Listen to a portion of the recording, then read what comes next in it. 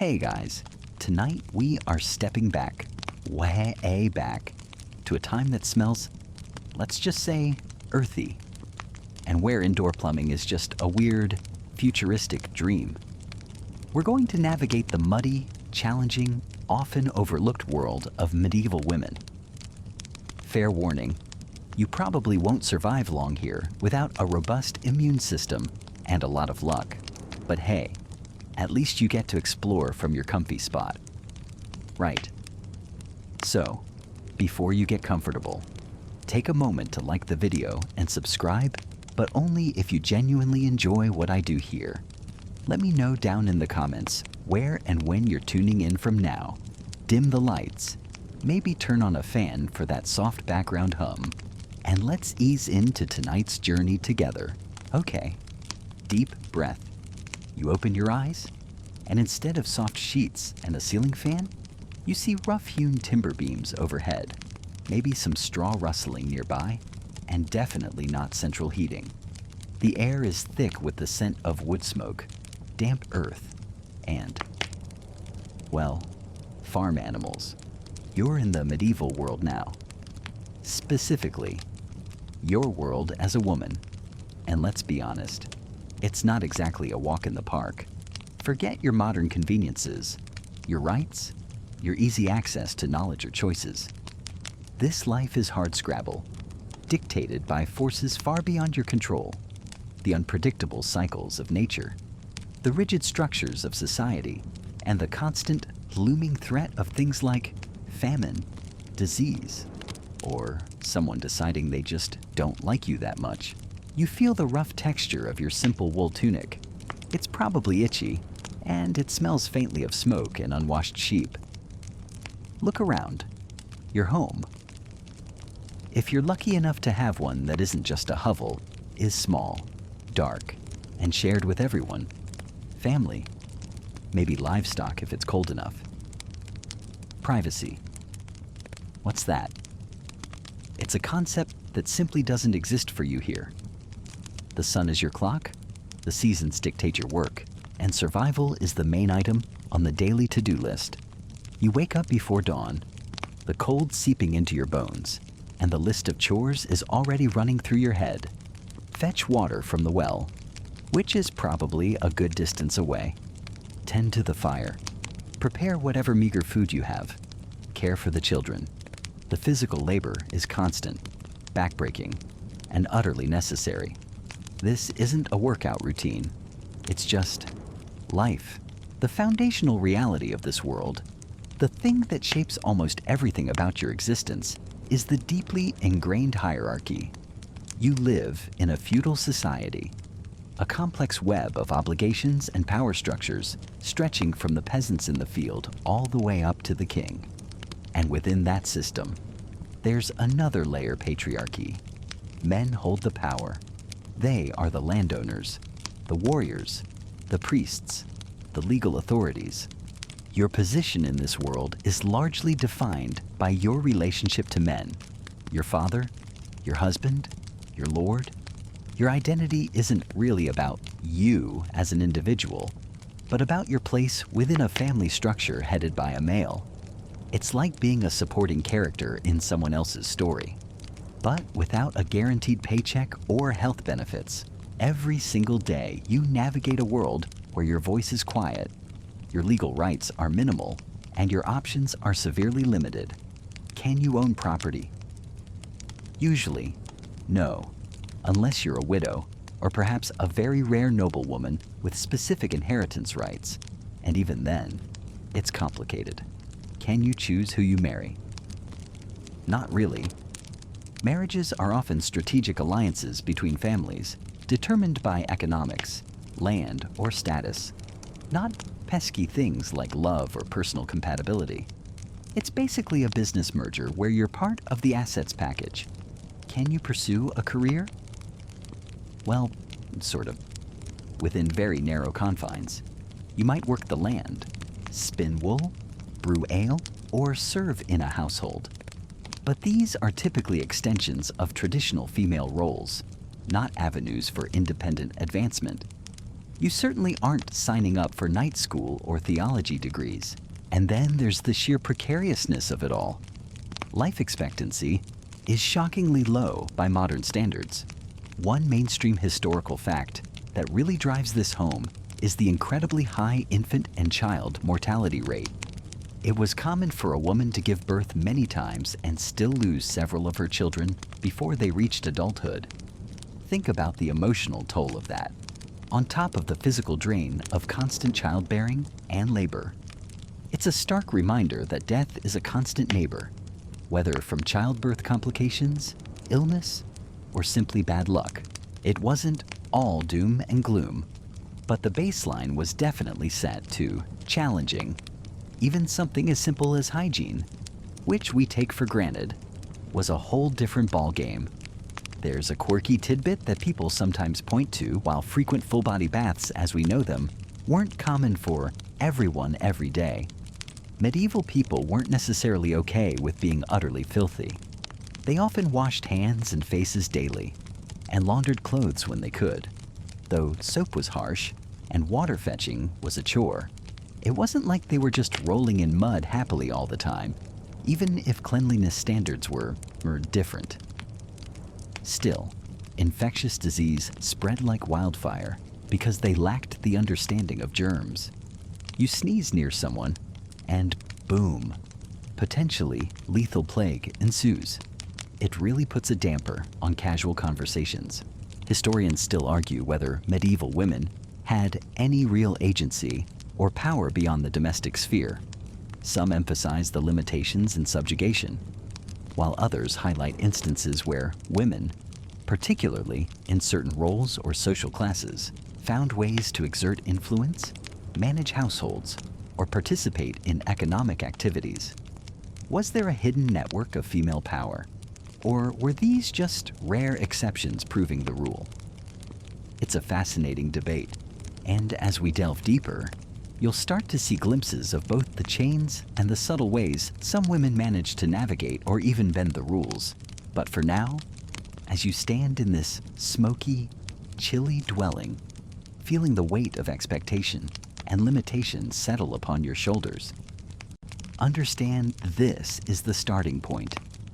This is the world medieval women were born into, lived in, and died in. It's a world of stark realities, limited horizons, and the constant need for resilience. Everything we explore from here on out, every role, every challenge, every small victory, is seen through the lens of this fundamental, difficult setting. You are here now. Let's see how you manage. All right. So remember how we were just outside, dealing with, well, let's just say the general unpleasantness and potential pointy things. You're bracing against the elements, keeping an eye out for anything that might eat you or steal your goat. But now, let's ease back a bit, shall we? You take a deep breath, maybe feel a slight warmth on your face, and step inside. Ah, home sweet home.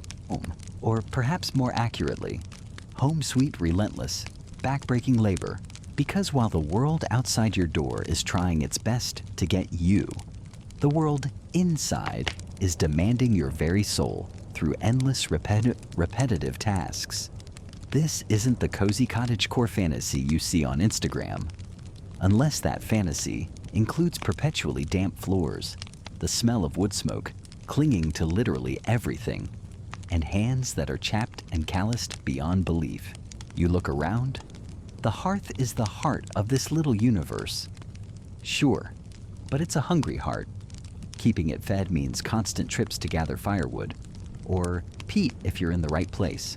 And it's not just throwing a log on. Wood needs to be cut, split, dried. Peat needs to be dug, stacked, dried. You're thinking, okay, fire prep, got it. But the fire isn't just for warmth, it's for survival. It boils the water to make it potable-ish, cooks the meager meals, and provides the only light once the sun dips below the horizon. Managing this fuel supply is a daily, non-negotiable chore. Run out of fuel. You don't eat, you don't drink safely, you freeze. Simple as that. Adds a certain gravity to gathering kindling, doesn't it? Then there's water. Oh, the water. Unless you are exceptionally lucky and have a well right by your door, you're fetching it from a stream, a spring, a communal well that might be a decent walk away. And you're not fetching a glass for a quick sip. You're fetching gallons. Heavy buckets, multiple trips a day. For drinking, cooking, washing. Washing what? You ask well. Everything. Yourself rarely. Your clothes less rarely. But still not like today. Your cooking pots. This isn't just turning on a tap, folks. This is physical labor that shapes your shoulders and calluses your hands just as much as working the fields might, and the cooking itself. You aren't just popping a frozen pizza in the oven. You're likely working with grain. You had to thresh and mill yourself, or pay someone to mill, which costs precious resources. Grinding grain by hand. Try it sometime. 10 minutes and you'll have a newfound respect for stone wheels. You're stretching meager ingredients, preserving what you can through drying, salting, pickling. This isn't just about making food, it's about alchemy. Turning raw, often tough, stuff into something edible and nutritious enough to keep everyone alive. You become a master of using everything. Leftover stew. It's soup tomorrow. Bone stock, stale bread, croutons, or pudding. Nothing is wasted, because nothing can afford to be. Then there are the chores that feel truly Sisyphean. Cleaning. Yes, but without modern soaps or tools. You're using ash, lye, sand, brute force, laundry forget washing machines. You're boiling clothes if you have enough fuel, beating them against rocks, rinsing them in cold water, and hoping they dry before they mildew, and spinning and weaving. Oh my. Before you even think about sewing a garment, you have to turn fiber wool, flax, hemp into thread, then thread into cloth. Historians still argue whether the sheer amount of time dedicated to textile production within the home was the single greatest labor burden on women before industrialization, consuming more hours than farming or food preparation. It's a process that takes weeks, months per item. That simple tunic you're wearing, a monument to someone's relentless labor. Mending becomes an art form. You patch and repatch until the original fabric is long gone, creating a living tapestry of necessity.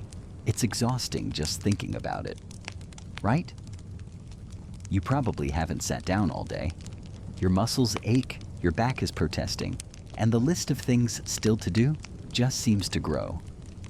Manage the garden plot right outside the door, feed the chickens or pigs, check the preserves in the cellar, nurse a sick child, mend those darned socks.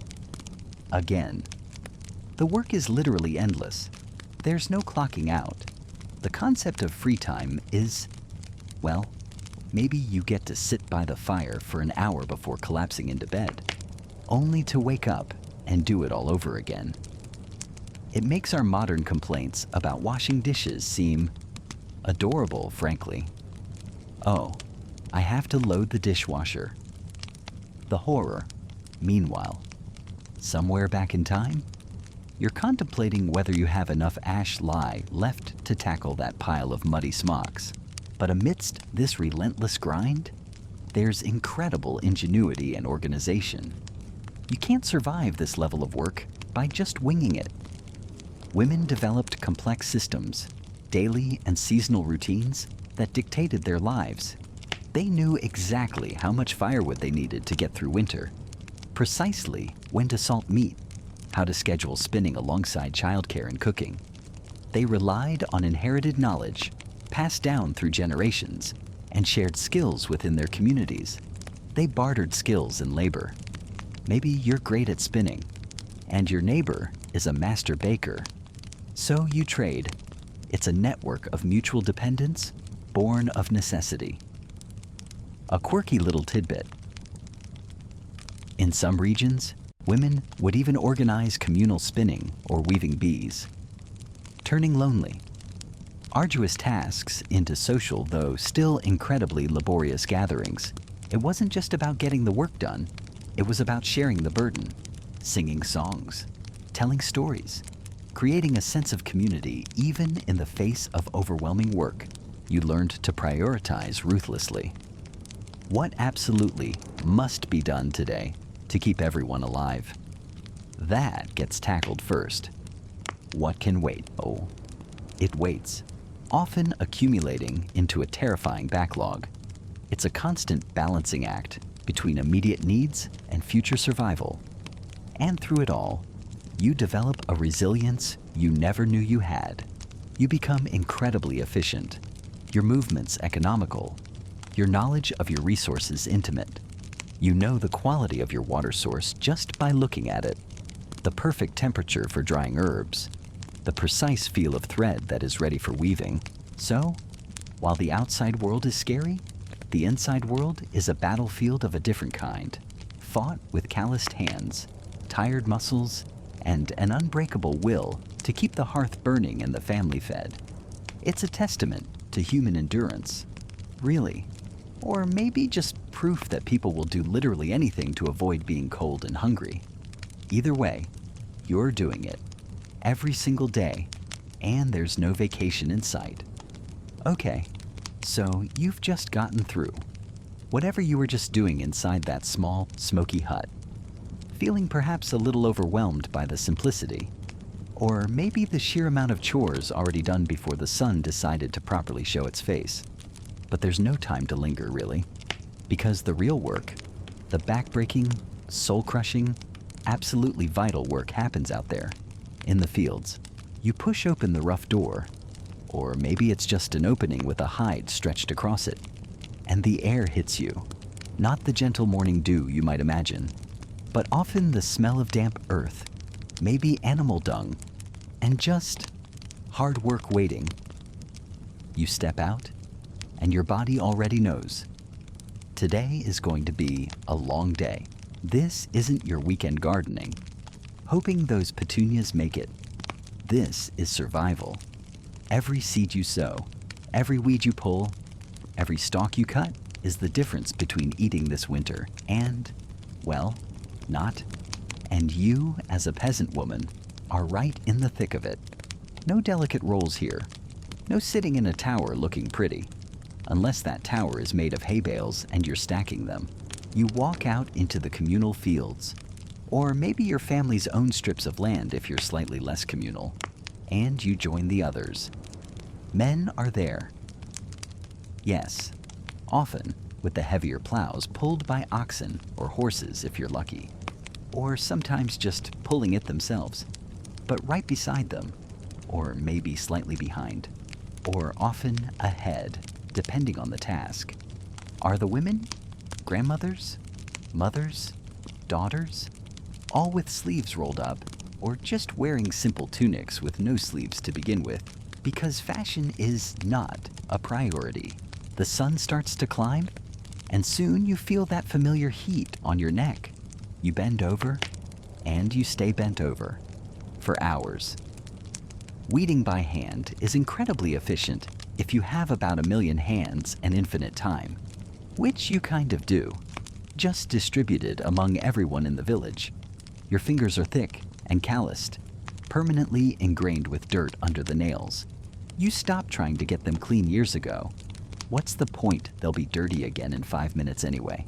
Remember how your hands felt after that one time you tried helping a friend move. Multiply that feeling by about 1,000. Add splinters, insect bites, and the constant ache in your lower back. That's a Tuesday morning. One of the most constant rhythms of your life is the agricultural calendar. It dictates everything when you wake up, what you eat if you're lucky, even when you might potentially get married or have a brief break. This reliance on the seasons and specific tasks like plowing in spring, tending through summer, and harvesting in autumn was the fundamental cycle of medieval peasant life. It's the mainstream historical fact that underpinned everyone's existence. No work, no food, simple, brutal, effective. So, you're out there, maybe hoeing the soil to prepare it for seed, or maybe you're in the thick of it, pulling weeds that threaten the precious grain. The work is repetitive, monotonous, and absolutely relentless. You sweat? Oh yes, you sweat rivers. It mixes with the dust and the dirt, creating a gritty paste on your skin. You wipe your forehead with the back of your hand, leaving a streak of mud. There's a certain rhythm to it, though, isn't there? The rise and fall of the hoe, the steady pull as you clear a patch of weeds, the soft thud as you drop them into a basket. If you listen closely, you can almost hear the earth breathing under the relentless sun. You're definitely hearing your own breath, though, ragged and coming a little too fast. The physical toll is immense. Your muscles scream. Your joints protest. By the end of the day, your body feels like a sack of potatoes that's been dropped from a considerable height, and then picked up, dropped again, just for fun. But you keep going, because everyone else is, because you have to. There's no calling in sick to this job, unless you're actively dying. And even then, someone else probably has to pick up your hoe. It's a lovely form of peer pressure, isn't it? Oh, Brenda's not in today. Guess I'll just starve then. Your contribution isn't just helpful, it's essential. The harvest, particularly, requires every single available hand.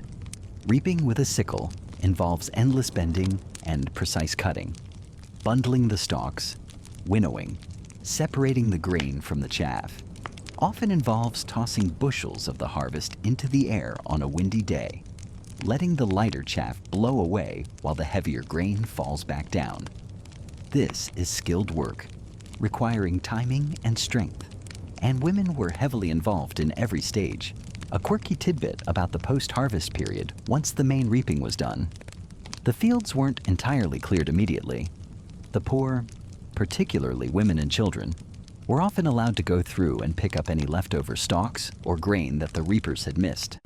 This practice, known as gleaning, provided a crucial, albeit meager, supplement to their diet, and was often a specific rite enshrined in local customs or even religious texts. It was literally scraping by. But scraping by could make the difference. You endure not just because you're tough, which you absolutely are. Maybe the toughest person you know, including the village strongman who struggles to lift that third beer tankard. You endure because of community, because of shared struggle, and because your body slowly, begrudgingly adapts. You learn little tricks, how to tie a piece of cloth around your head to keep sweat out of your eyes, which leaves are good for soothing a minor cut. The best way to kneel so your knees don't absolutely give out by noon. Historians still argue whether women's contributions were consistently undervalued despite their vital role in the harvest and other agricultural tasks. Were they seen as just helpers or as equally essential laborers whose work, though perhaps different in type, sometimes was just as critical to the family and village economy? It's a good question, isn't it? Did anyone ever give you a performance review for your weed pulling efficiency? Probably not. Your evaluation was whether you ate dinner or not. This isn't just physical labor, either. It's monotonous, yes, but it's also mentally taxing in its own way. You have to be constantly aware of the weather. Is rain coming? Is it too hot? Are there pests? Is your neighbor secretly encroaching on your field strip again? Probably not, but it adds a little spice to the day.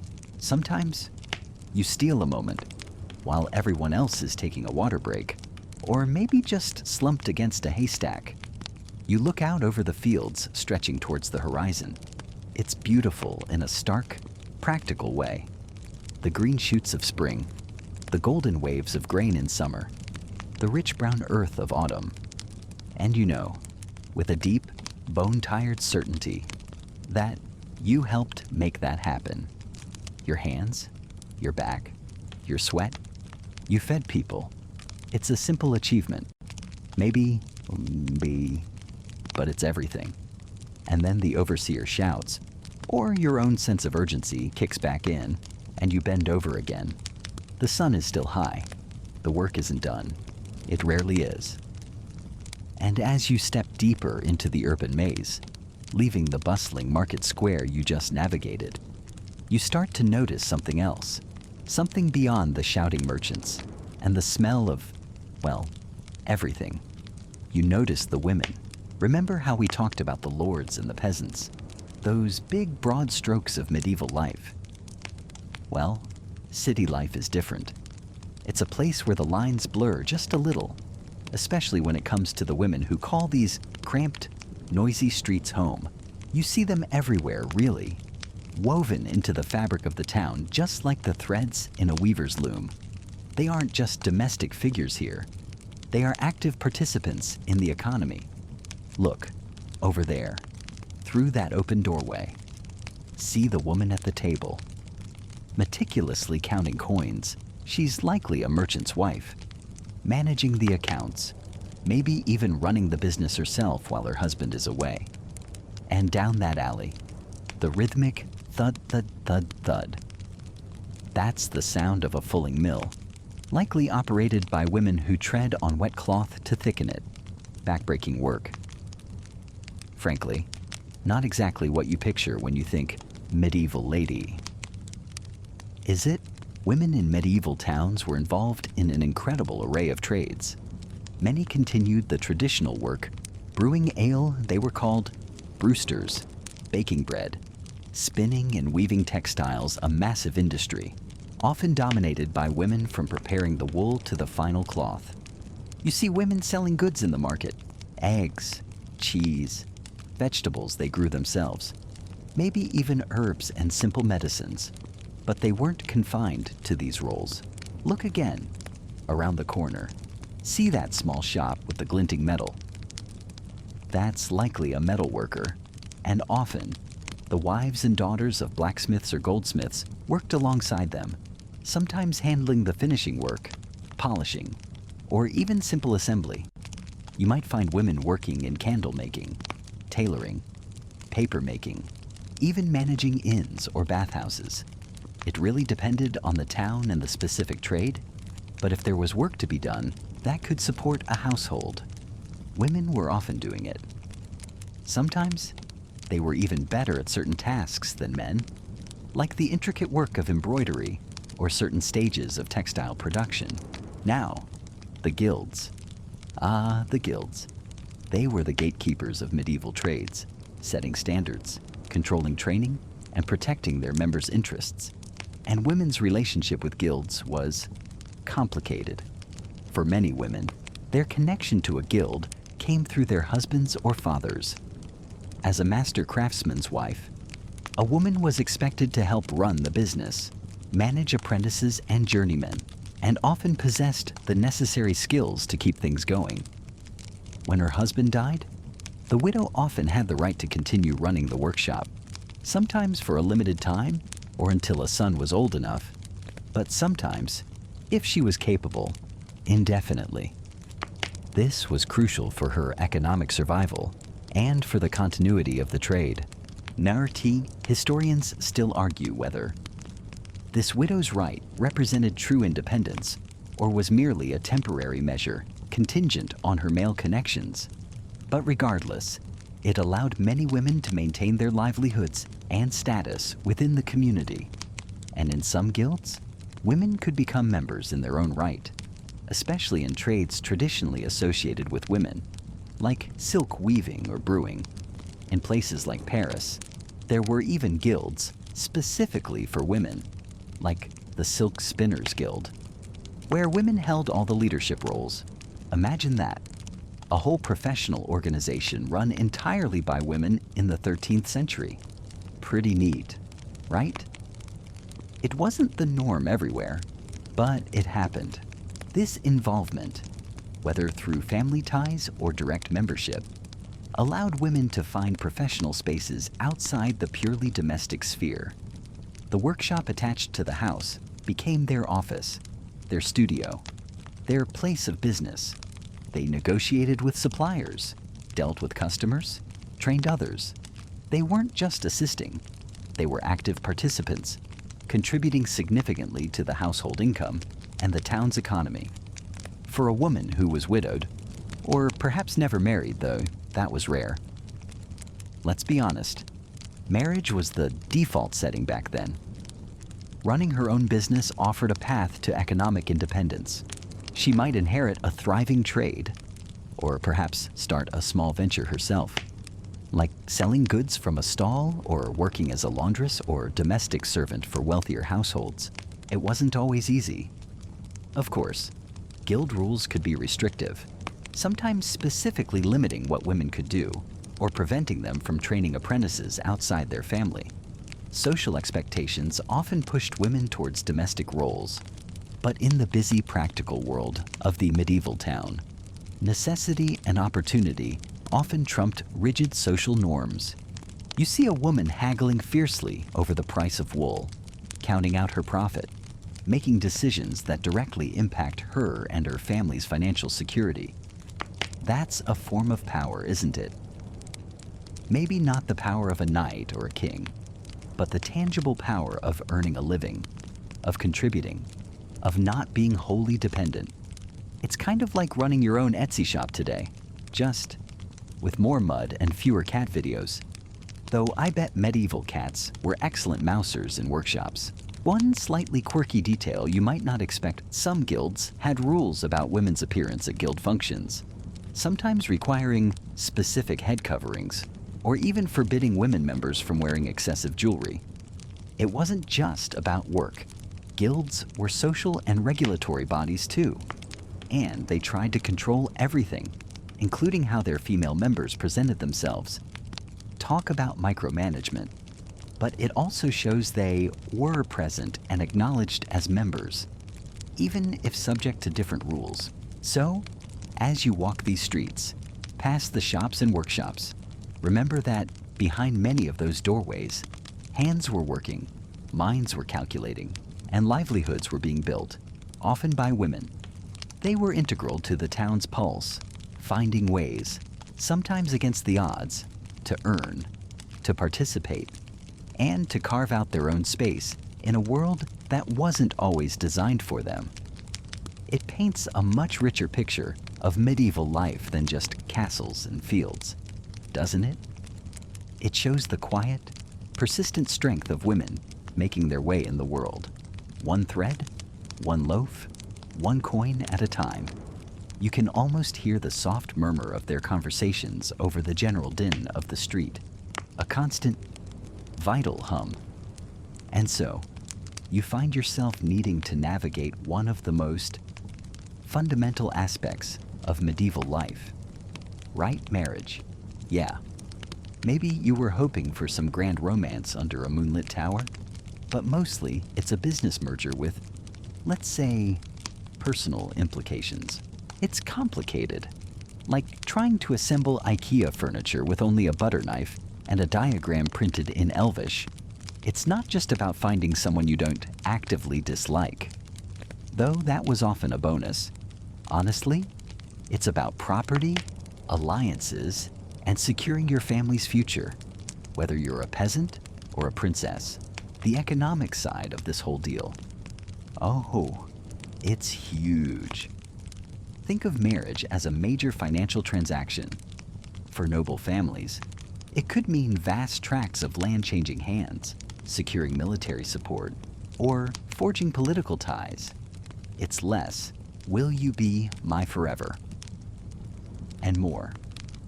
Will your land holdings complement mine strategically? For peasant families, it might be about pooling labor, sharing resources, or gaining access to a crucial plot of land. Dower rights were a major factor. That's the provision made for a wife from her husband's property, to support her if he died. It wasn't automatically half, but it was her right legally speaking, to apportion, often a third, of her husband's land or income for her lifetime. This mainstream fact shows you just how intertwined marriage was with property and survival. It wasn't optional, it was the safety net. Socially, marriage defined your place in the world. A woman, especially, transitioned from her father's household to her husband's. Her social standing, her opportunities were largely tied to her husband's status. This meant navigating a complex web of expectations. You weren't just marrying a person, you were marrying into a family, a community, a whole set of obligations. Remember how we talked about the lack of privacy and the constant community oversight? Your marriage was everybody's business. Your neighbors noticed if you weren't pulling your weight, or if your husband wasn't providing. There was immense pressure to conform, to be seen as a good wife and mother, contributing to the household and, by extension, the community's stability. But within this structure, women weren't just passive pieces on a chessboard.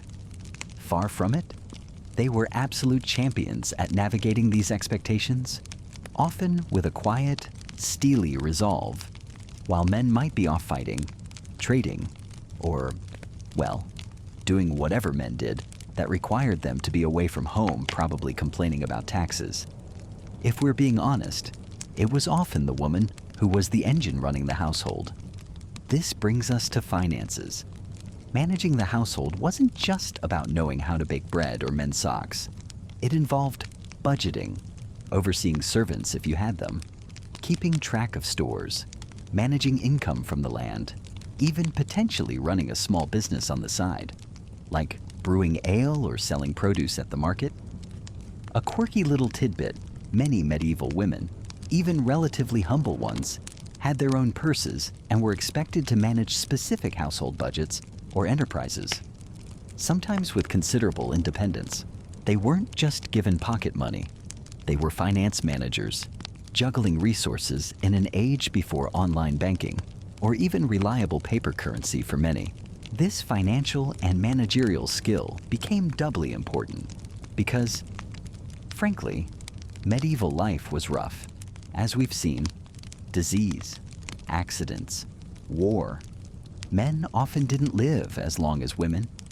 This meant that women frequently found themselves widowed, sometimes multiple times. And when that happened, their ability to manage the estate, deal with legal matters, and provide for themselves and their children became absolutely critical. The dower right was her cushion, but her managerial skills determined whether that cushion lasted or whether she plunged into destitution, even when their husbands were alive but incapacitated, or just bad at managing things, because let's be real, not everyone is a natural administrator. Women often stepped in, effectively running the show behind the scenes. They were the silent partners, the chief operating officers of the medieval home, and often the family business. Historians still argue whether this demonstrates inherent female power and agency within patriarchal structures, or simply the economic necessity that forced responsibilities onto women in the absence or incapacity of men. Was it opportunity or obligation? Probably a bit of both, wouldn't you say? It makes you think. Next time you're stressing about your budget or dealing with paperwork, they were doing this with quill pens, unreliable messengers, and the constant threat of famine or plague. Puts things in perspective, doesn't it? Your medieval counterpart wasn't just hoping her husband would remember the milk. She was calculating grain yields, negotiating prices, and potentially preparing to run the entire operation solo. It's a quiet strength that often goes unnoticed in the grand narratives of kings and knights. But it was absolutely vital to the functioning of medieval society. Okay, you've navigated the social maze, dodged a few rogue pigs, and somehow haven't gotten the plague yet. Good job. Now, let's talk about something a bit less physical, but equally frustrating: the law. You see, as a woman in this era, your rights are, shall we say, limited. Very limited, especially when it comes to things you might actually own. Think about property. Remember that nice little cottage you maybe grew up in? Or perhaps the land your family worked? Yeah. Well, if you're married, legally, that's pretty much your husband's. It's part of this whole concept called coverture, which was a really big deal back then. Basically, once you say, I do, your legal identity gets, poof, absorbed into his. It's like you're the legal equivalent of a sock disappearing in the dryer, except the dryer is matrimony, and the sock is you and your stuff, all your stuff. This isn't just about cottages either. This is about inheritance, about contracts, about pretty much anything that involves legal standing. You can't sue someone in your own name. Your husband has to do it. You can't enter into a business contract independently. If you inherit property, unless specific provisions are made, control and often ownership passes to your husband upon marriage. Imagine inheriting a small fortune or a piece of land, and then having absolutely no independent control over it. It's less my property and more our property, managed entirely by him. Feels pretty fair, right? Definitely not infuriating in the slightest. This system, where a woman's legal identity is subsumed by her husband's, meant that property rights for married women were practically non-existent in many cases. This wasn't just a quaint historical footnote. It had real, tangible impacts on women's lives, their economic security, and their ability to make independent choices. If a husband was bad with money, ran up debts, or was just plain irresponsible, there was often little a wife could do legally to protect assets that were technically hers before marriage. Inheritance laws could also be tricky. While daughters could inherit property, especially in the absence of sons, remember primogeniture. Their control over that inheritance was heavily dependent on their marital status. An unmarried woman, a femme soul, Nandol, actually had significantly more legal rights regarding property than a married woman, a femme covert. She could own property, make contracts, and sue or be sued in her own name. It's almost like the legal system was incentivizing spinsterhood just to make things extra complicated. Marry him, lose your rights, stay single, keep your cottage, and it's like a medieval game show. But here's where it gets interesting. Despite these massive legal handcuffs, women weren't just sitting back doing nothing. Oh no, they found ways. Sometimes they used the law itself, twisting it, nudging it, or exploiting the few cracks it had. For instance, among wealthier families, legal arrangements like prenuptial agreements, though not quite like the ones you see on reality TV today, thankfully could be used to protect a woman's property or ensure she retained some control or income from it. After marriage, these were complex legal instruments, often involving trustees, set up by families determined to protect their daughters' interests and their family's wealth from potentially irresponsible sons-in-law. Widowhood, ironically, also offered a path to greater legal autonomy. Upon her husband's death, a woman reverted to being a femme sole. She regained the ability to own property, conduct business, and manage her own affairs.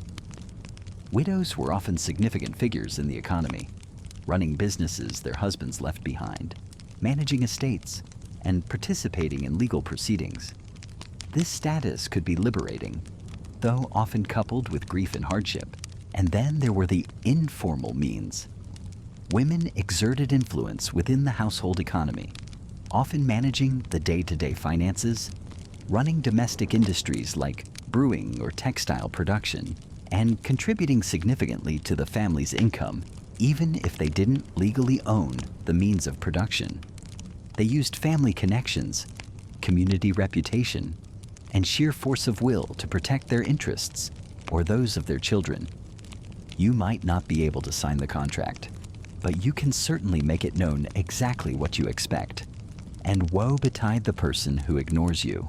Historians still argue whether the legal restrictions were primarily about controlling women or about simplifying property transfer within patrilineal systems. It's one of those chicken or the egg historical debates, isn't it? Was the goal control?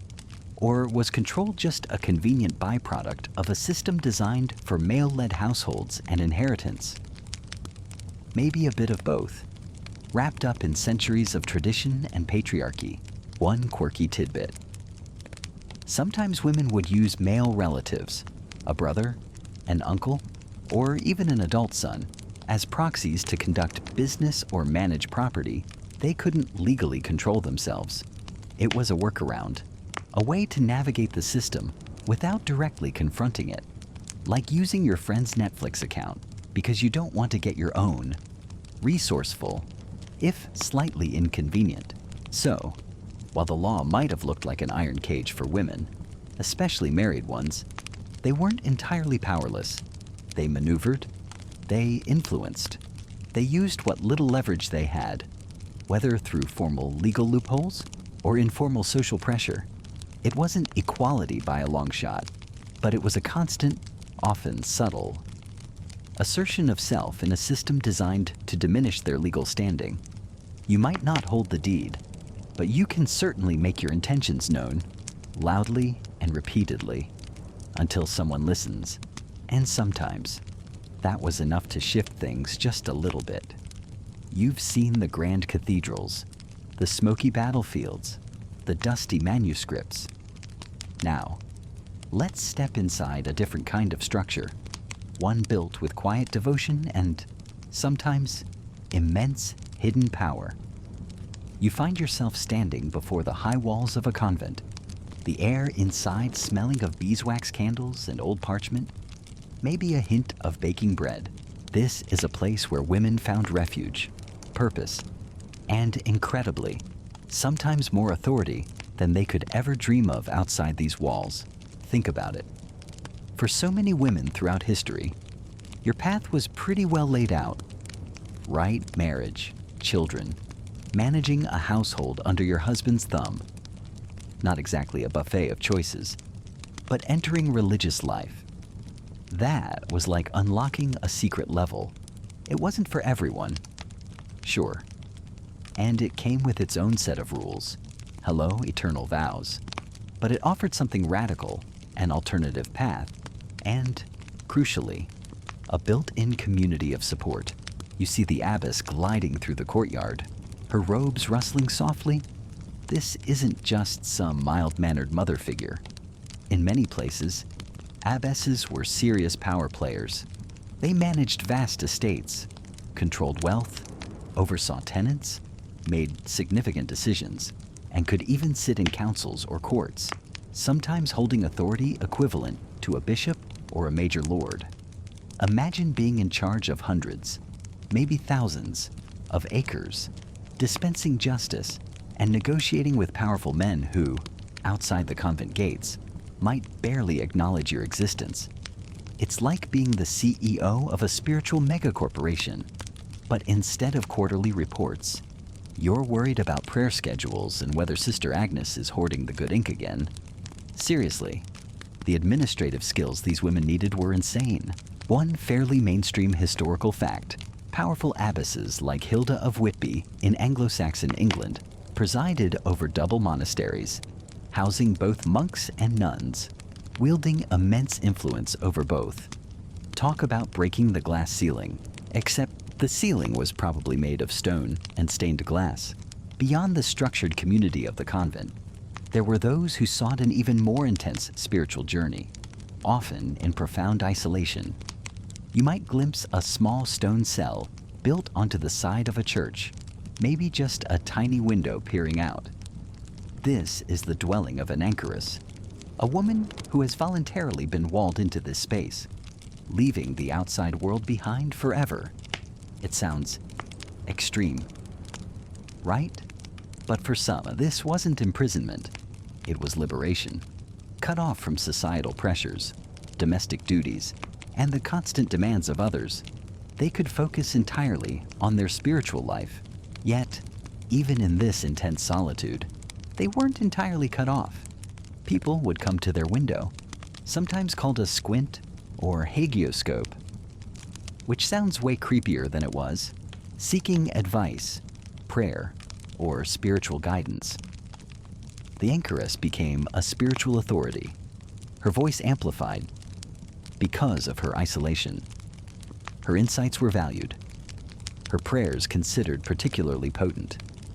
She gained a unique kind of personal authority, not through hierarchy or wealth, but through perceived closeness to the divine. It's like being the world's most exclusive spiritual guru, reachable only through a tiny, inconveniently located window. You know, slightly less accessible than my online course on mindful cookie decorating. Then there are the mystics. These are women who experienced direct, intense connection with the divine. Visions, voices, ecstatic states. Think Hildegard of Bingen, another famous example, whose visions weren't just personal experiences, but became the basis for theological writings, music, and even scientific observations. Or Julian of Norwich, the anchoress who wrote down her profound visions during a serious illness. These mystical experiences gave women a voice and a platform outside the formal structures of the church hierarchy, which was, let's be honest, pretty much exclusively male at the higher levels. Their visions, their writings, their spiritual authority often bypassed the need for formal education or clerical approval. They spoke from direct revelation, which was hard for anyone to argue with, even if some skeptical male clergy occasionally raised an eyebrow and muttered about potential demonic influence. Because, you know, a woman having profound spiritual insight must be the devil. Or maybe she just needed a nap. Historians still argue whether the emphasis on mystical experience by some church authorities was a genuine embrace of spiritual diversity or a convenient way to allow women some influence without letting them into the actual power structures like priesthood. It's a valid question. Faith, in this context, wasn't just a set of beliefs. It was a practical framework for living, a source of community, and a potential avenue for power and self-expression in societies that offered limited options to women.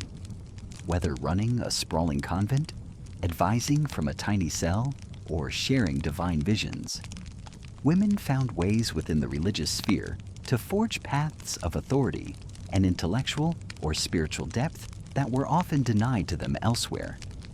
It provided not just spiritual nourishment, but a tangible alternative world with its own rules, its own power dynamics, and its own unique forms of influence. It was a world where you could trade a life of arranged marriage and domestic servitude for, well, a life of perpetual prayer and communal living. Which, okay, might not sound like everyone's dream holiday, but hey, no in-laws. So, you've navigated the complex web of alliances and the subtle art of courtly manners, perhaps even witnessed a bit of that simmering political tension we chatted about. But let's pause for a moment, pull back from the grand halls and the tournament fields, and look at the nuts and bolts of keeping a noble household, or even a kingdom, afloat. Because, surprise, it wasn't always the guys in the fancy armor doing all the actual managing. You find yourself, perhaps unexpectedly, holding the keys to the entire operation. Maybe your husband is off campaigning in some far-flung land for months or years. Perhaps you're a widow, left to secure your dower lands and manage your young son's inheritance until he comes of age. Or, if you're exceptionally highborn, you might even be a queen acting as regent for a child king, effectively running the country. This isn't just playing house. This is serious business, the kind that involves ledger books, angry tenants, and potentially hostile neighbors peering over your wall. Your days aren't filled with needlepoint and languid strolls through the gardens, though you might squeeze in a bit of that if you're lucky and have a competent steward. No, your reality is spreadsheets, medieval style, You are the ultimate CEO, head accountant, HR department, and chief of logistics for a massive enterprise. You oversee the collection of rents and taxes, making sure the coffers aren't empty when the nights need paying or the roof starts leaking. You need to know how much grain is stored, how many heads of cattle are in the fields, and whether the village mill is actually producing flour or if Old Man Fitzwilliam is just using it as a place to nap. It's your job to ensure the household is provisioned. We're talking everything. Food, fuel, candles, textiles for clothing, raw materials for repairs. You direct the household staff. Remember that vast number of people we talked about earlier.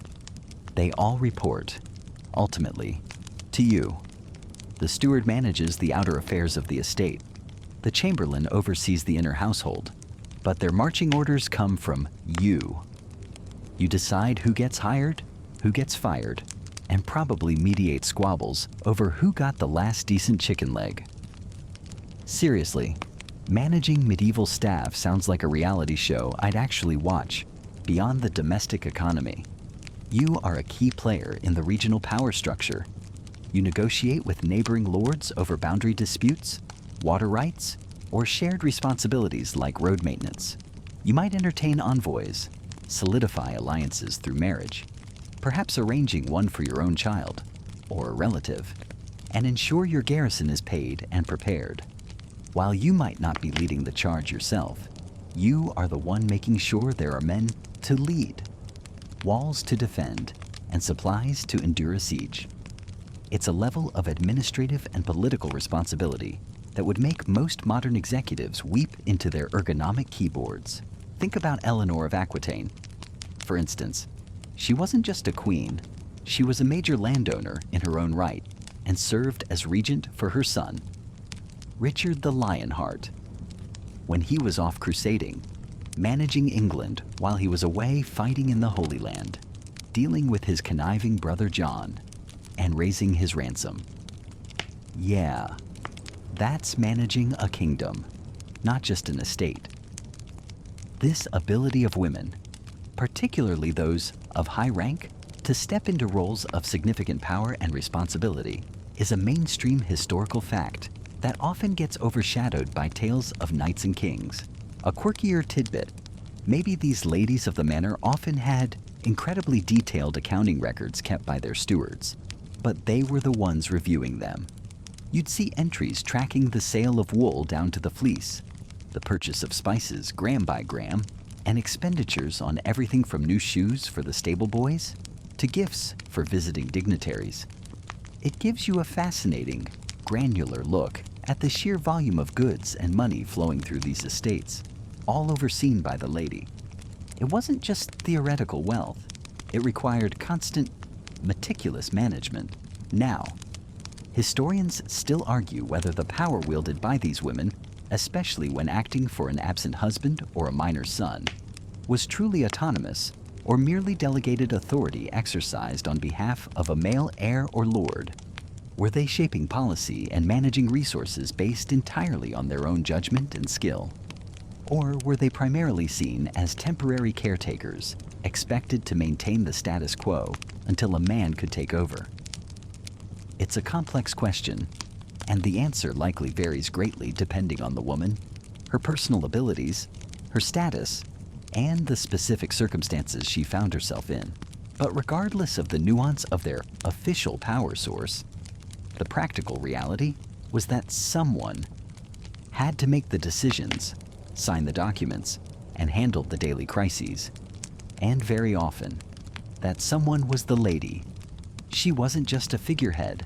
She was the linchpin holding the entire operation together. If you messed up, the crops failed, the tenants rioted, or a neighboring lord took advantage of your perceived weakness. Talk about pressure. It makes your most stressful day at work seem like a leisurely picnic, doesn't it? You had to be shrewd, capable, and often incredibly resilient. So, the next time you picture a medieval lady, remember that while she might have looked elegant in her gown, there was a very good chance she was mentally running spreadsheets, balancing budgets, and subtly, or not so subtly, pulling political strings from the heart of her household or castle. She wasn't waiting for her hero to come home. She was making sure there was still a home and an economy, and potentially a stable political situation for him to return to. And you find yourself standing at a crossroads, metaphorically speaking, looking down a path that everyone seems to be taking. It feels familiar, comfortable, worn smooth by countless feet. But there's another path, barely visible, winding off into the tall grass, smelling vaguely of, well, probably just dirt. But let's pretend it smells of freedom. Shall we? This is where the whispers start. The little urges to step off the expected route. You might feel it first in subtle ways. Maybe you decide today is the day you wear that ridiculous hat everyone told you looked silly. Or perhaps you intentionally choose the slowest checkout line at the grocery store, just to savor the moment, utterly defying the social norm of speed-obsessed efficiency. It's a tiny rebellion, a quiet nope to the unwritten rules that govern so much of your day-to-day existence. You know, like how you're supposed to look vaguely interested during Zoom meetings, even when your brain is planning your next snack. Pure defiance, really? These subtle acts of disobedience are everywhere, aren't they? Refusing to laugh at a joke you don't find funny? Choosing to read a physical book in public instead of scrolling endlessly? Letting your lawn grow a little too long?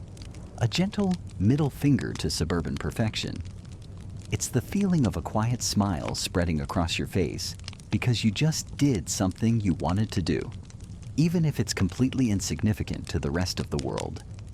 It's the sensory detail of the air feeling slightly fresher because you've stepped just a little outside the prescribed box. But then there are the overt challenges, the ones you can't just brush off as quirkiness.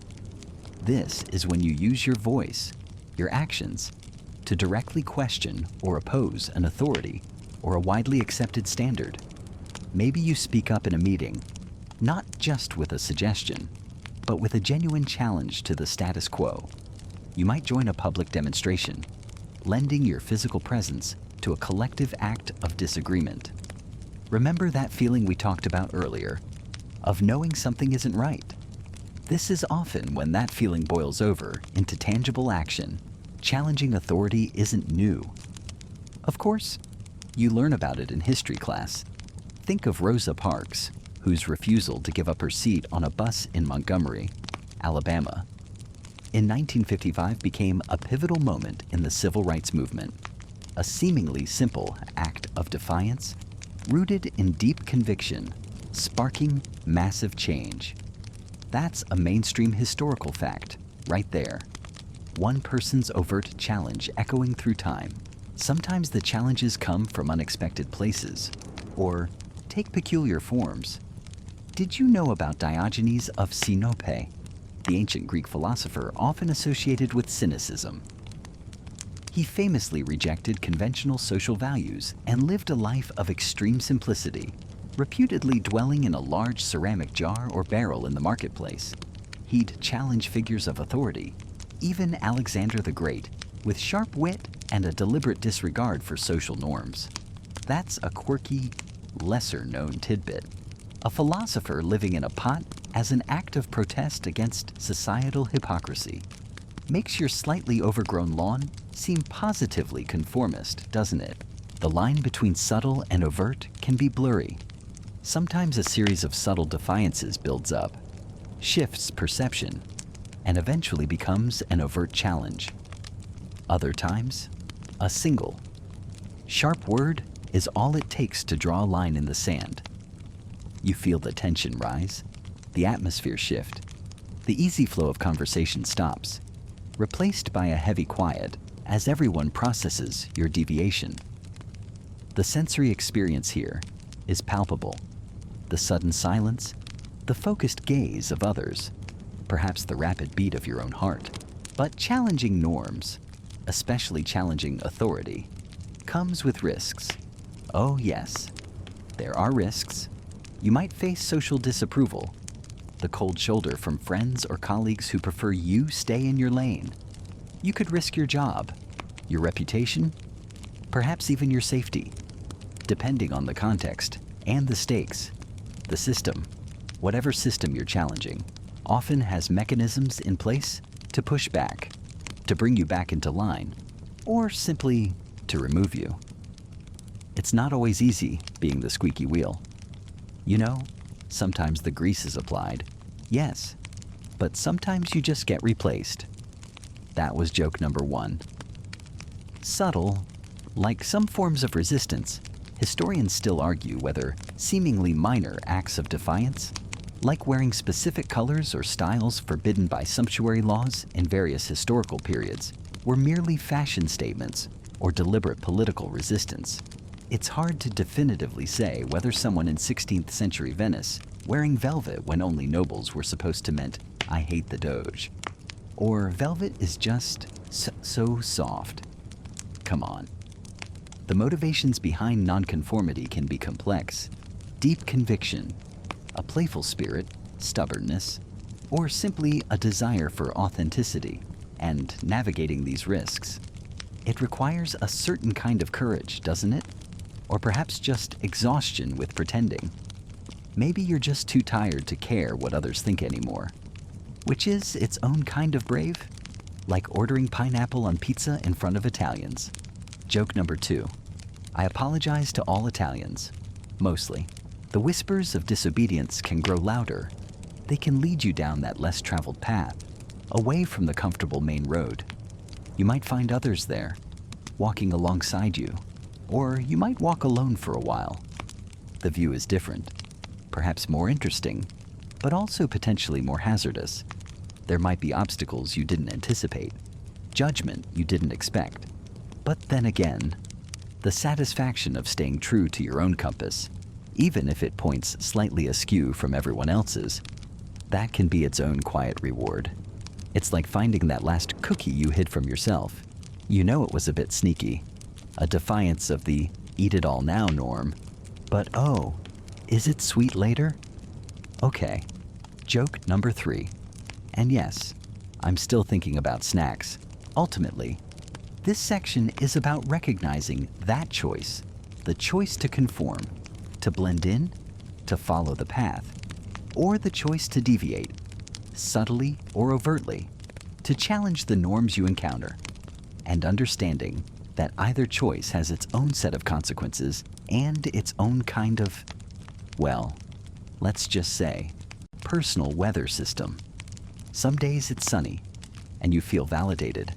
Other days it's raining judgment, and you just want to find your barrel to hide in, like Diogenes. So, you've navigated the markets, perhaps managed a household, maybe even helped run a business, right? Like we talked about back when we were figuring out daily routines, life wasn't exactly a walk in the park. But what about the mind? Did medieval women get to flex those intellectual muscles? Or were they just stuck, darning socks and contemplating the ceiling tonight? Let's lean back, maybe grab a cup of something warm, and ease into the quiet corners where some women actually sought out knowledge.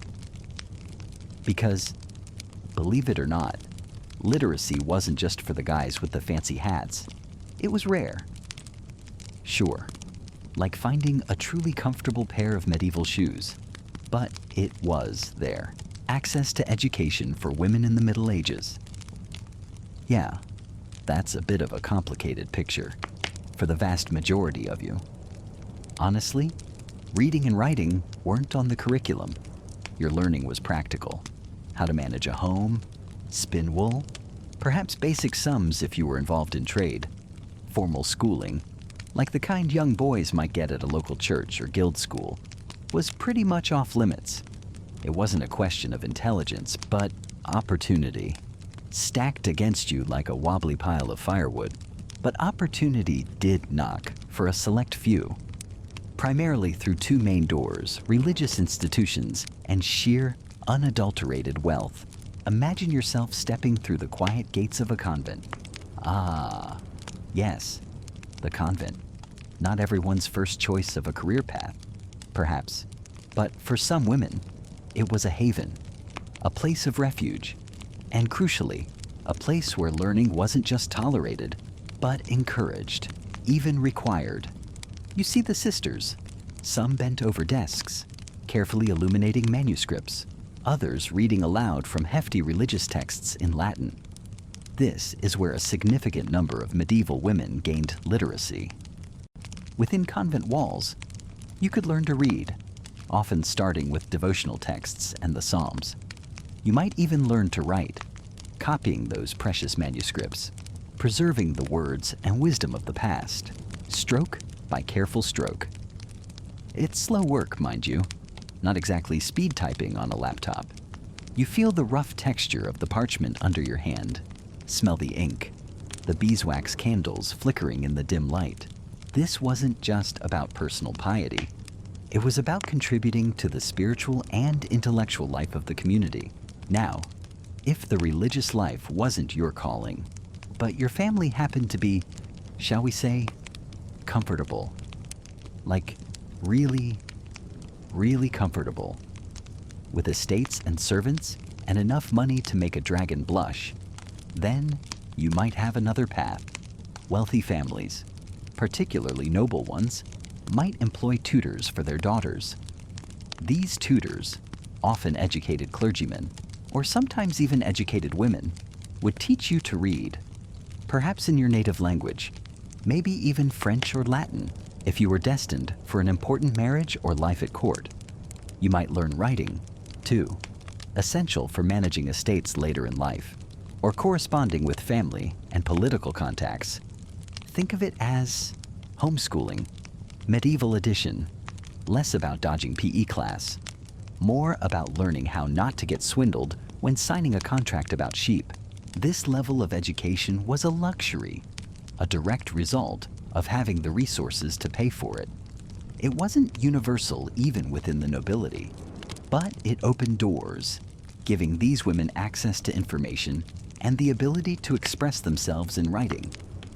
A mainstream historical fact: monastic institutions, particularly convents, served as vital centers of literacy and learning for medieval women who entered religious life. So, you could read, you could write. What did you do with that power?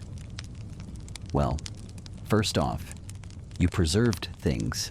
Copying manuscripts, as mentioned, was a massive task. Imagine the sheer number of books we wouldn't have today if not for these careful copyists, women included. They weren't just mindless typists.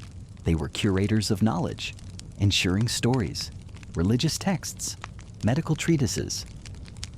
Yes, some women read those too, and even ancient philosophies survived. But some women didn't just preserve, they created. They wrote letters, important ones, discussing politics, family matters, business. They wrote wills. Some wrote poetry, devotional works, or even chronicles of their lives or times. A slightly quirkier tidbit, Christine de Pizan, writing in the late medieval period, was not only a prolific author, but also a professional writer, earning her living from her pen, something almost unheard of for a woman at the time, and frankly, still pretty cool.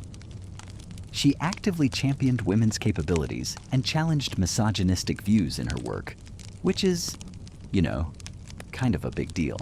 Historians still argue whether the level of practical literacy, being able to read simple accounts or write a basic letter, was more widespread among non-noble, non-religious women than the surviving evidence suggests. Was there more kitchen table literacy going on than the fancy illuminated manuscripts let on? It's a puzzle we're still piecing together. Access to learning, then, was a privilege, largely dictated by your social standing or your spiritual path. It wasn't equitable by any stretch of the imagination, but for those who gained it, it was incredibly empowering. It allowed them to connect, to manage, to create, and to leave their mark on a world that didn't always make it easy for them to be heard. It shows that even within the rigid structures of medieval society, the desire for knowledge, that little spark of curiosity, found ways to catch fire for some. And you might find yourself wondering, what about when things went wrong? Not just the big stuff, like wars or famines, but the everyday aches, the sniffles, the bumps and bruises, or the truly monumental event of bringing a new life into the world. Because, let's be honest, even in simpler times, your body still decided to randomly betray you. Right? You know that feeling? So, you shift your gaze from the bustling market or the quiet fields, and you notice a different kind of activity. Maybe it's a small, cluttered cottage on the edge of the village, or perhaps it's just a familiar figure moving purposefully through a garden patch filled with strange, leafy things. This is where you meet the healers, the keepers of practical knowledge, and overwhelmingly, they are women. Remember how we talked about those strong community bonds? This is where those bonds get literal, physical support. You see them. Perhaps an older woman with hands gnarled from years of work, carefully mashing herbs with a stone pestle. The air around her might carry the pungent scent of crushed leaves, maybe mugwort or chamomile, or something you can't quite place, a smell that promises relief, or at least a different kind of discomfort. They aren't working from thick, leather-bound tomes of anatomical diagrams you might picture a university scholar poring over. No, their knowledge is written on the land itself, in the rhythm of the seasons, passed down through generations, whisper to whisper, mother to daughter, neighbor to neighbor. It's hands-on, dirt under the fingernails kind of wisdom. Think about it. Who was always there when someone fell ill? Who knew which poultice would draw out infection from a nasty cut? Who understood the delicate, terrifying process of childbirth? It was the women. They were the frontline health workers, the pharmacists, the nurses, and the obstetricians all rolled into one. Their contribution wasn't just important, it was absolutely indispensable. Without them, communities would have faced even steeper odds against disease and injury. You'd probably just have to hope whatever was wrong sorted itself out. Or, didn't. Sounds fun, right? You watch as a young mother, pale and exhausted, approaches one of these healers. The healer listens patiently, her eyes kind but sharp, assessing the situation with a glance. She might offer a tea brewed from certain roots to ease pain, or perhaps instruct on applying a warm compress. It feels slow, deliberate, nothing like the frantic rush of an emergency room. But there's a quiet confidence here, a deep well of experience. They weren't necessarily curing the plague overnight, obviously, but they were managing symptoms, offering comfort, and facilitating recovery in ways no one else could or would. And then there's the miracle, or maybe the terrifying ordeal, of birth. Midwifery was almost exclusively the domain of women. It makes sense, doesn't it? Who better to understand the female body, the process of labor, the needs of a newborn? They were there from the first twinge to the final push, offering not just medical assistance, but also emotional support, a calm presence in what was often a dangerous and unpredictable event. They knew techniques passed down over centuries to ease labor, to turn a difficult presentation, to care for the mother and the baby immediately after birth. A mainstream historical fact here in many pre-modern societies across the globe. Women were the primary medical practitioners, especially in matters related to women's health and childbirth. This wasn't a fringe activity. It was central to community survival. Historians still argue whether the decline of traditional female healers and midwives in some regions was primarily due to the rise of male-dominated medical institutions, the increasing professionalization of medicine, or perhaps fears stoked by religious or social changes connecting them to witchcraft. It's a complex picture. Obviously, you might find yourself wondering about their success rates. Were they just guessing? While their understanding wasn't based on germ theory or modern anatomy, It was rooted in extensive observation and practical application. They knew which herbs worked for which ailments through trial and error over generations. They understood the importance of hygiene even if they didn't call it that in preventing infection, especially in childbirth. They could reset broken bones, stitch wounds, and even perform minor surgeries with surprising skill. Here's a quirky tidbit.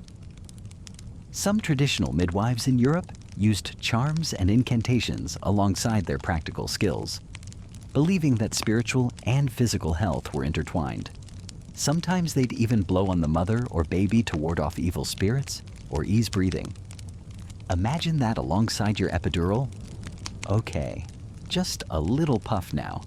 Their knowledge wasn't always met with universal acclaim, though, as formal medicine began to develop, often centered in universities and taught by men, these traditional practitioners were sometimes viewed with suspicion, their methods dismissed as folklore or superstition. The term old wives' tale, while sometimes true, also served to diminish a vast body of practical, effective knowledge. It's a bit like someone dismissing your grandma's chicken soup remedy because it's not a prescription from the doctor. But you see their impact everywhere. The healthy babies, the mended limbs, the fevers broken, their hands, sometimes rough, sometimes gentle, were literally shaping the health and future of the community. They were the unsung heroes, working tirelessly, often for little or no formal payment, motivated by duty, compassion, and the simple, profound need to help others. Their contribution is etched into the health history of humanity, a quiet, persistent force of healing powered by knowledge passed through touch and time. You feel a sense of respect, maybe even awe, for these women who took on such vital roles with courage and skill, armed only with their wisdom and their healing hands. You feel the familiar rough wool of your gown shift as you stand, a sack slung over your shoulder. This isn't a trip to the market in the next village. Oh no, this is a journey. You're leaving the life you know, the predictable rhythm of sunup to sundown in your home, the boundaries you've always navigated. You step out onto the track, the dirt cool under your worn boots, leaving behind the smells of wood smoke and damp earth you're so used to. Maybe you're off to see a famous saint's shrine, hoping for a miracle or just some serious spiritual street cred. Maybe you've got a few bolts of fabric you spun or cheese you made, hoping to sell them at a bigger fair days away. Or maybe, just maybe, you're heading somewhere for a reason. You keep mostly to yourself, whatever the cause. You are, quite literally, on the road. This isn't like hopping on a train with a podcast playlist ready. Nope. Travel is slow, arduous, and frankly, pretty terrifying sometimes.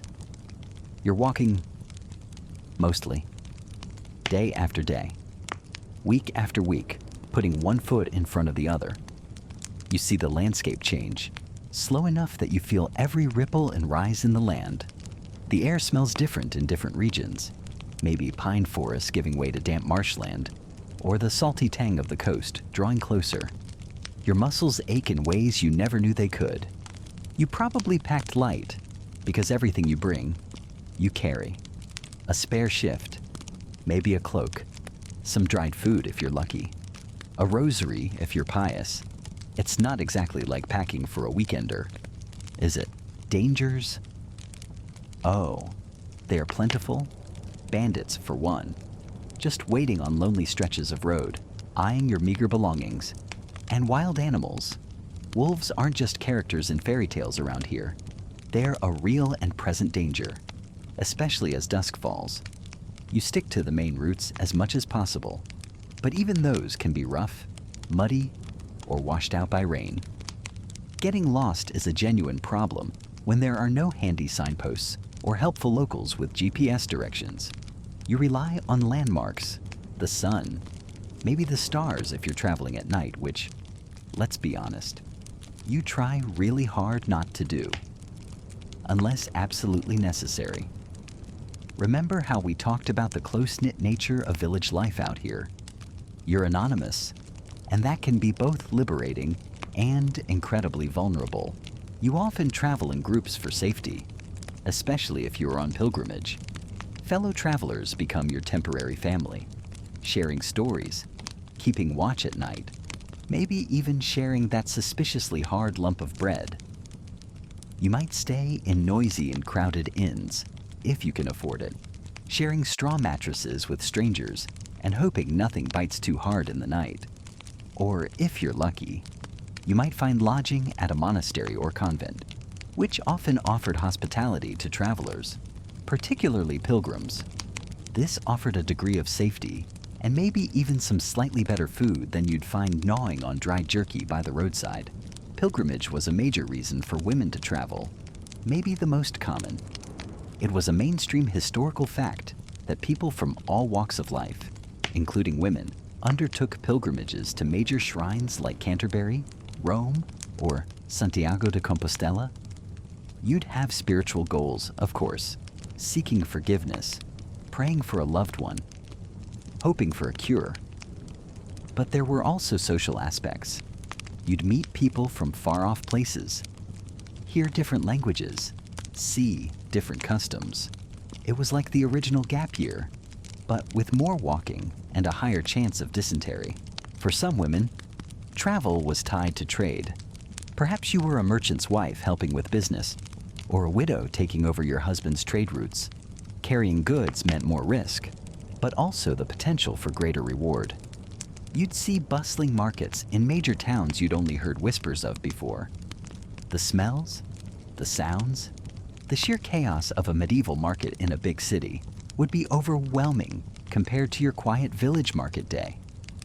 A quirky, lesser-known tidbit is that some women involved in trade developed sophisticated networks across regions, acting as vital links in supply chains, especially for goods like textiles. They weren't just selling eggs, they were doing real business. The opportunities, despite the dangers, were significant. You saw the world beyond your valley.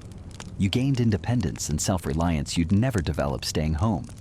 You met people you'd never encounter otherwise, wealthy merchants, fellow pilgrims, maybe even the occasional knight, though probably not the romantic kind, more like the muddy, slightly bored kind. For pilgrims, there was the profound spiritual experience of reaching your destination, seeing the relics you'd only heard about, feeling the weight of centuries of devotion around you. For traders, there was the potential for profit, for improving your family's lot, maybe even building a reputation beyond your local area. It wasn't easy, though. The physical toll was immense. Sickness was a constant threat.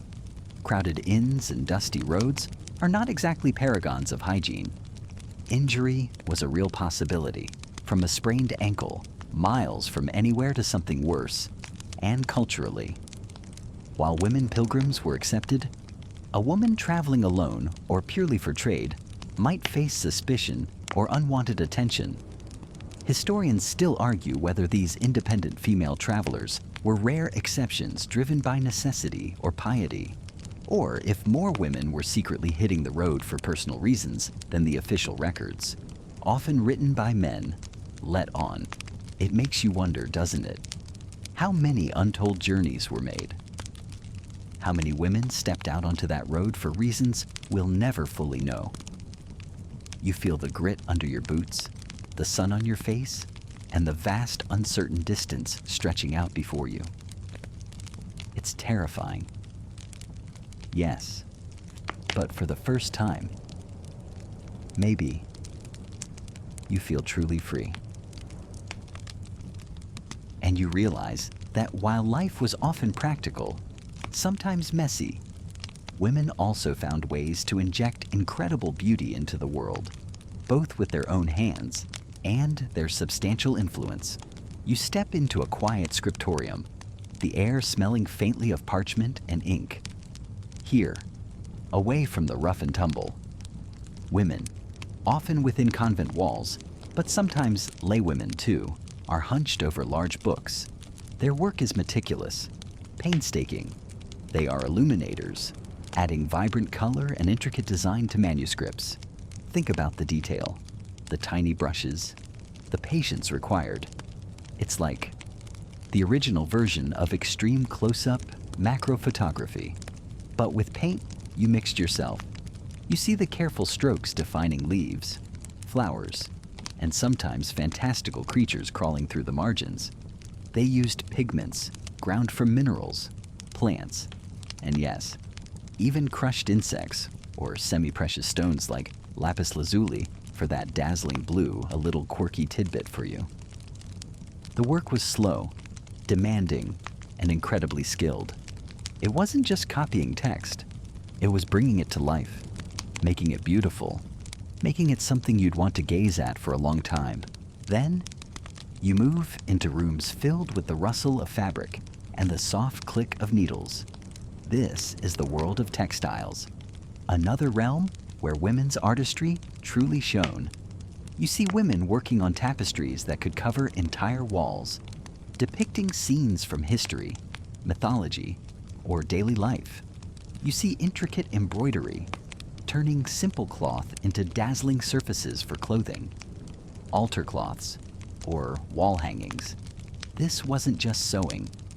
Remember, this was high art, requiring complex stitches, an understanding of color and composition, and immense dedication. Imagine spending months, maybe years, on a single piece. It makes your latest cross-stitch project feel like, well, a quick doodle. The skill passed down through generations, a tangible heritage woven into the very fibers. These weren't just practical items. They were statements of wealth, piety, and artistic skill. It's like their Instagram feed, but made of thread and taking way longer to finish. But women weren't just the creators. They were often the power players behind the scenes, the ones with the resources to make grand artistic visions a reality. You see wealthy noblewomen, queens, duchesses, and even abbesses acting as significant patrons. They commissioned paintings, sculptures, religious objects, and entire buildings. Think of a powerful woman deciding her local church needs a complete overhaul, or funding a new wing, or commissioning a stunning altarpiece. They supported writers, paying for manuscripts to be copied and illuminated, or commissioning new works of literature dedicated to them. A mainstream historical fact is that convents, led by powerful abbesses, often acted as major cultural centers and patrons of the arts and learning. These women used their wealth and influence not just for personal glory, but to shape the artistic and cultural landscape around them. Their motivations were varied. Of course, sometimes it was piety, commissioning religious art or architecture to honor God and ensure their salvation. Sometimes it was about status and legacy, building or commissioning magnificent works to demonstrate their wealth and importance, ensuring they were remembered for centuries. And sometimes, perhaps, it was just a genuine love for beauty and learning. You see a wealthy widow, perhaps, deciding to fund a public fountain or a hospital chapel, leaving a tangible mark on her community that wasn't just about looking good, but serving others. Historians still argue whether the primary driver for female patronage was genuinely artistic or primarily tied to social, political, or religious ambitions. It's probably a messy mix, like most human motivations, isn't it?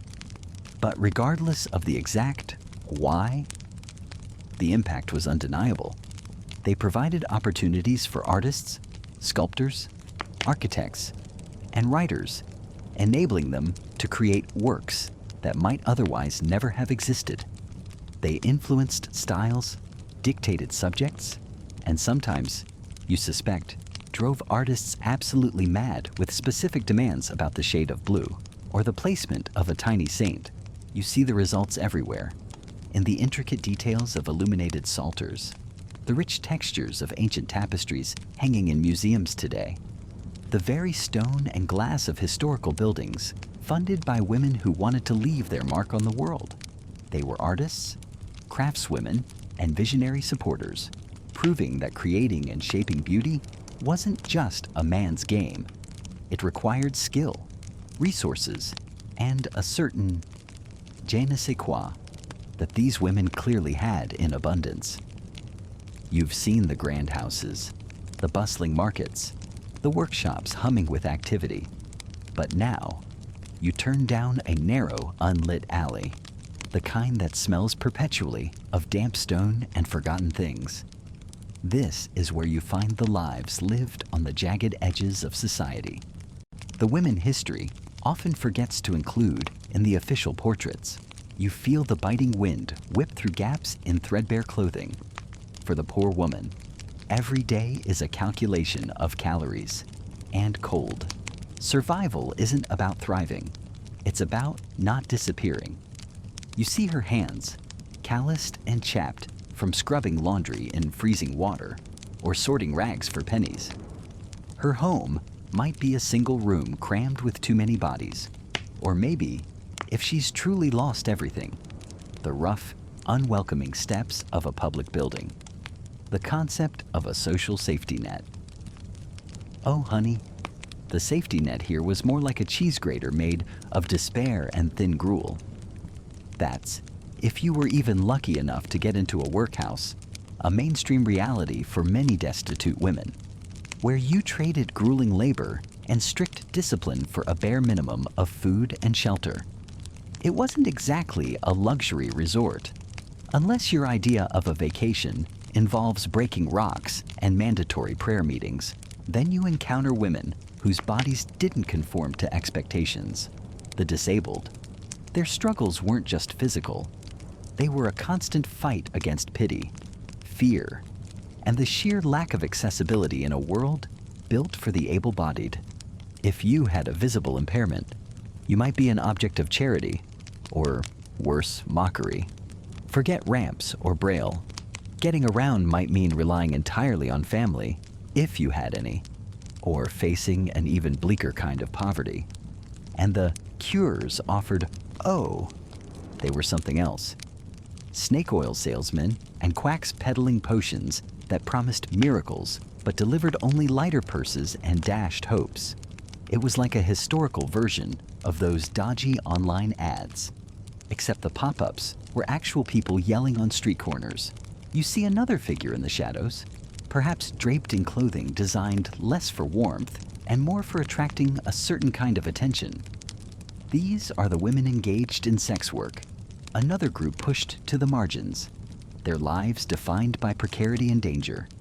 Their reasons for being here are complex, a tapestry woven from desperation, lack of alternatives, and sometimes, sadly, coercion. Society often judged them harshly, while conveniently overlooking the demand that fueled their existence. It's a classic case of don't look at the sun, look at the sunbather. A quirky, less-known tidbit is that in some periods and places, there were actual laws attempting to regulate the clothing sex workers could wear, like restricting them from wearing certain fine fabrics or veils to make them visually distinct, as if a particular dress fabric dictated a woman's worth or situation. Historians still argue whether the women engaged in sex work did so purely out of coercion and lack of options, or if, for some, it represented a desperate form of economic agency, or even a path to a fleeting independence from other forms of subjugation, however fraught with danger. Regardless, their daily reality was one of vulnerability, exploitation, and the constant risk of violence or arrest. And then there are the women from minority groups, carrying the weight of marginalization layered upon marginalization. If you were poor and from an ethnic minority, or disabled and a religious minority, your struggles were magnified exponentially. You faced the same lack of food and shelter as others, but also systemic discrimination that closed doors to even the lowliest jobs or housing. Community support networks became vital lifelines, unofficial systems of aid and solidarity built out of shared hardship because the formal systems simply weren't designed for you or were actively hostile. Their resilience was immense, a quiet strength born from necessity, navigating a world that saw them as less than on multiple fronts. These aren't easy lives to contemplate. They lack the romance of courtships or the drama of political intrigue. They are the quiet, grinding struggles for existence waged in damp rooms, on cold streets, and in the hidden corners of a society that preferred not to see them. You feel the chills seeping into your bones, a reminder of the raw, exposed reality faced by so many women whose stories were deemed too inconvenient or too unpleasant for the mainstream narrative. You've journeyed through muddy villages, bustling market squares, silent cloisters, and cold stone castles. You've seen women navigating laws designed to limit them, economies that often undervalued their labor, and social norms that tried to keep them in their place. But if there's one thing you've probably noticed by now, it's that the story isn't just about the limitations. It's about what happens within those limitations. You stand here at the end of this particular path, looking back at the panorama of medieval womanhood we've explored. And what you see is not a static, two-dimensional image of helplessness, but a vibrant, complex tapestry woven with threads of sheer, stubborn resilience. They didn't just endure the narrative handed to them. They subtly, or sometimes not so subtly, rewrote it, day by day, choice by choice. Think back to the peasant woman, her hands raw from the fields, her life seemingly dictated by the seasons and her lord. Yet she managed the household economy, pooled resources with neighbors, perhaps bartered surplus eggs behind the bailiff's back. She found small pockets of control, small ways to assert her will and protect her family, even within a system designed for her subjugation. It's easy for historians to focus solely on the legal restrictions placed on landholding for women, but overlooking the practical, daily agency within the domestic sphere misses half the story, right? It's like only watching the first half of a historical drama and assuming you know the ending. Plot twist, she totally figures out how to run things her way. Then you have the townswomen, navigating the urban jungle. Remember the bakers, the brewers, the textile workers. They weren't just helping their husbands. Many were independent business owners, managing apprentices, dealing with suppliers, paying taxes. They joined guilds, forming networks of mutual support and influence. Sure, their legal standing could be precarious, especially if they were unmarried or widowed, often needing male guardians for certain transactions.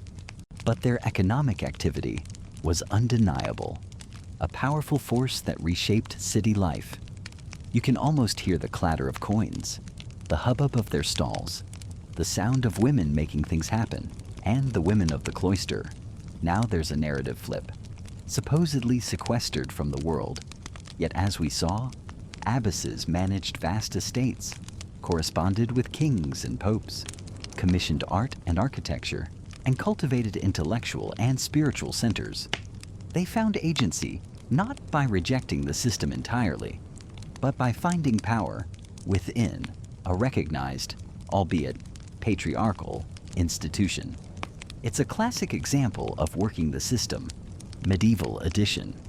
Who knew holiness could come with such good administrative skills? Spoiler, many did. Noble women, too, wielded significant influence, often behind the scenes. While they might not have held political office in the way men did, they brokered marriages, managed household finances that rivaled small kingdoms, served as regents for young sons, and acted as patrons of art and literature. A mainstream historical fact often cited is the role of Eleanor of Aquitaine, who was not only a queen of France and England, but also led armies and actively engaged in political intrigue, a stark contrast to the passive damsel narrative.